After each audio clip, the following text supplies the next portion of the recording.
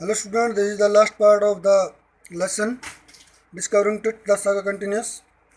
Regardless of his fame and speculation about his fate, Tut is one mummy among many in Egypt.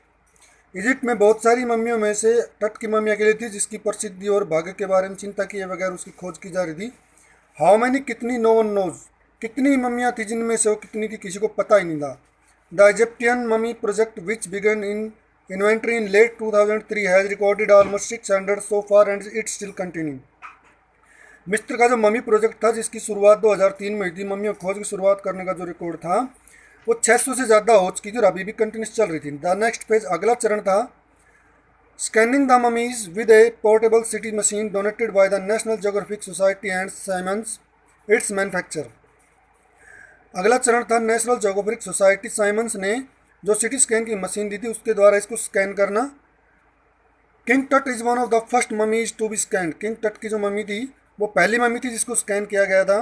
In death as in life moving regally ahead of his countryman. जैसे वो मरने से पहले था, मृत्यु के बाद भी अपने लोगों का शाही अगवा बना हुआ था, यानी मृत्यु के बाद भी उसका वैसे ही स्कैन किया गया था जैसे जिंदा लोगों का किया जाता है.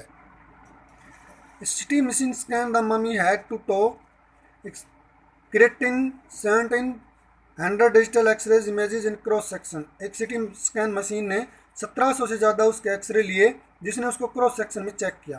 टट शायद scan in 0.62 millimetre slice to register in intricate structures takes on aerial detail in the resulting image. Tut की जो सिर था उसका स्कैन 0.62 मिलीमीटर स्लाइस से चारों तरफ से उसको रिगर किया गया और उसको रजिस्टर्ड किया गया. With Tut's entire body similarly recorded, a team of specialists in radiology, forensic and anatomy began to probably the secrets that the winged goddess of a gilded brill shrine protected for so long. टट की जो entire body थी उसको radiology, forensic और anatomy के जो professor थे, specialist थे, उन्होंने उसको चेक किया था और वो मम्मी जिसके बारे में मान्यता थी कि सुनहरी पंखों वाली देवी उस मम्मी की रक्षा करती है. The night of the scan workman cart the Tut from the tomb in this box. Scanning की रात को जो काम करने वाले कारीगर थे उन्होंने टट की मम्मी से उसको मकबरे से बाहर लेकर के आए एक बॉक्स के अंदर. Like pallbearers they climb up a ramp and flight of stairs into the swirling sand outside. वो अर्थी उठाने वाले लोगों की तरह उस रैंप के ऊपर चढ़े और जहाँ वो बाहर आते उन्हें एक रेत के तूफान का सामना करना पड़ा. Then rose on a hydraulic lift into the trail that held the scanner. उन्होंने एक हाइड्रोलिक लिफ्ट की तरह उस स्कैनर को उठाया हुआ था. 20 minutes later two man image sprinted for an office nearby and return from a pair of white plastic fans. 20 minute बाद दो लोग जल्दी से दौड़ कर गए और पास के ऑफिस से एक सफ़ेद पंखों की जोड़ी वाला पंखा लेकर के आए. The $1 million scanner had quit because of sand in a cooler fan. Course of the pharaoh joked a god nervously. एक सुरक्षाकर्मी ने घबराते हुए मजाक किया कि ये फेरो का श्राप है क्योंकि जो स्कैनर था उसने काम करना बंद कर दिया था. लाखों डॉलर की कीमत का जो स्कैनर था उसने काम करना बंद कर दिया था, जिससे सुरक्षाकर्मी ने मजाक किया कि ये तो फेरो का श्राप है. Eventually two the substitute fans work well enough to finish the procedure. भाग्यवश दो पंखों जो हम अल्टरनेट के तौर पर जो पंख लगाए थे उन्होंने काम करना शुरू किया और प्रोसीजर खत्म हो गया. After checking that no data had been lost the technician turn over the Tut over to the workman who carried him back to his tomb. काम खत्म होने के बाद सारे डाटा चेक करने के बाद देखा कि टेक्नीशियंस ने पता किया कि कोई भी डाटा लॉस्ट नहीं हुआ है और वर्कमैन्स ने दोबारा उसको टॉम के अंदर डाल दिया.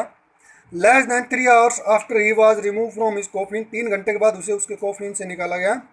The pharaoh again rested in his peace where the funeral priest had laid him so long ago. और 3 घंटे के बाद वो दोबारा अपने कॉफिन में रेस्ट कर रहा था जहाँ उसे हजारों साल पहले उसके पूजा करने वाले पुजारी ने उसको दोबारा अंतिम संस्कार के लिए लिटाया. Back in the trail a technician pulled up astonishing image to Tut on a computer screen. दोबारा उस टेक्नीशियन ने एक बहुत आश्चर्यजनक तस्वीरें टट की कंप्यूटर स्क्रीन पर देखी. A grey head took shape for scattering pixels and the technician spun and tilted it every direction.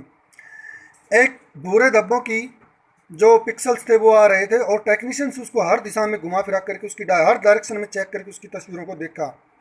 Neck vertebrae appeared as clearly as in anatomy class. उसकी जो खोपड़ी की तस्वीर थी बिल्कुल वैसे दिखाई दे रही थी जैसे एनाटॉमी की क्लास में दिखाई जाती है। Other image reverse a hand several views of ribs cage. दूसरों में उसके हाथ दिखाए गए, उसकी पसलियाँ दिखाई गई। And A translation of skull, और खोपड़ी के चित्र दिखाए गए। But for now the pressure was of, किंतु अब दबाव खत्म हो चुका था। Sitting back in chair Zahi Hawass smile visibly relieved that nothing had gone seriously wrong. दोबारा अपनी कुर्सी पर आराम कुर्सी पर बैठती जाई आवास ने मुस्कुराते हुए कहा कि अब कोई भी समस्या नहीं है, सब कुछ ठीक ठाक हो गया, कुछ गलत नहीं हुआ। I did not sleep last night not for a second, he said, उसने कहा कि मैं पिछली रात एक सेकंड के लिए भी नहीं सोया। आई वॉज सो वरीड, मैं बहुत चिंतित था। But now I think I will go and sleep, किंतु अब मैं सोचता हूँ कि मैं जाऊँ और सो। By the time we left the trail descending metal stairs to the sandy ground, कुछ समय बाद हमने उस छोड़ दिया और हम मेटल की सीढ़ियाँ चढ़ते उस रेत के ग्राउंड पर बाहर आ गए। द वाइंड हैड स्टॉप, हवा रुक चुकी थी। The winter air lay cold and still like death itself in this valley of the departed. इस मौत की घाटी में, मुर्दों की घाटी में हवा बिल्कुल ठंडी और शांत थी, बिल्कुल स्वयं मौत की तरह। Just above the entrance to Tut's tombs टूंड ओरिजन, तट की जो टॉम था उसके सामने बिल्कुल ओरियन दिखाई दे रहा था, तारामंडल दिखाई दे रहा था। The constellation that the ancient Egypt knew as the soul of Osiris, the god of afterlife watching over the body. जैसा कि प्राचीन इजिप्ट में मानता थी कि जो ओरिसिस जो है, जिसको एक जीवन के देवता के रूप में जाना जाता है, और वो अगले जीवन में जन्म देता है, गॉड ऑफ आर्ट लाइफ, जो कि जीवन के सुरक्षा करता है, watching over the boy king, ये जो जीवन का देवता है, किंग टट जो बच्चा राजा था उसकी सुरक्षा कर रहा था, उसकी देखभाल कर रहा था। ये लेसन आपका खत्म हो गया, अब इसे रीड एंड लर्न करेंगे। Thank you.